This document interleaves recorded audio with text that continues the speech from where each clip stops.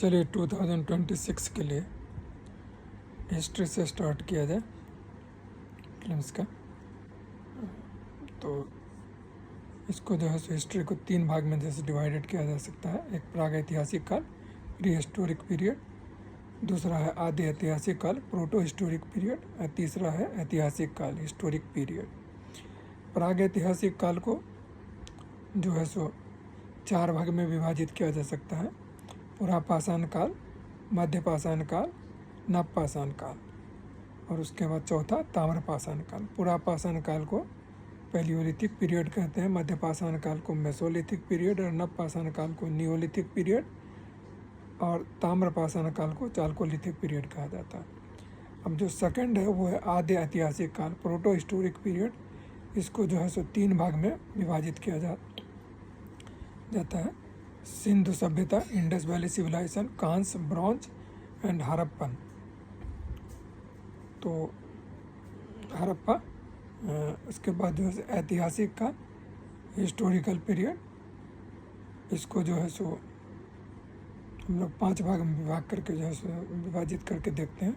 सबसे पहले प्राचीन काल, एंशिएंट पीरियड, मध्यकाल, मेडिएवल पीरियड, आधुनिक काल, मॉडर्न पीरियड, एंड नेहरू काल, नेहरू पीरियड, एंड विश्व वर्ल्ड। अब जो है सो एकदम बेसिक से शुरू करते हैं ताकि समझने में किसी को कोई कठिनाई नहीं हो। हम जो अपने अतीत का अध्ययन इतिहास कहलाता है। इतिहास के जनक हेरोडोटस को कहा जाता है। मानव जाति का पालना अफ्रीकी महादेश को कहते हैं, जबकि इतिहास का पालना एशिया महादेश को कहा जाता है। इतिहास को 3 खंडों में बांटते हैं। पहला है प्रागैतिहासिक काल, इसको प्री हिस्टोरिक पीरियड कहा जाता है। इतिहास का वह समय जिसमें मानव लिखना पढ़ना नहीं जानता था। इसकी जानकारी केवल पुरातात्विक साक्ष्य से मिलती है।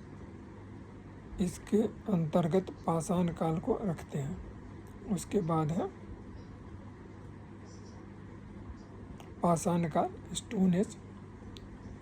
वह समय जब मानव पत्थर के औजारों और हथियारों का उपयोग करता था, पाषाण काल कहलाता था।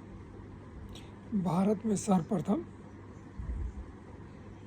1869 में रॉबर्ट ब्रूस फ्रूट ने पाषाणकालीन सभ्यता की खोज की।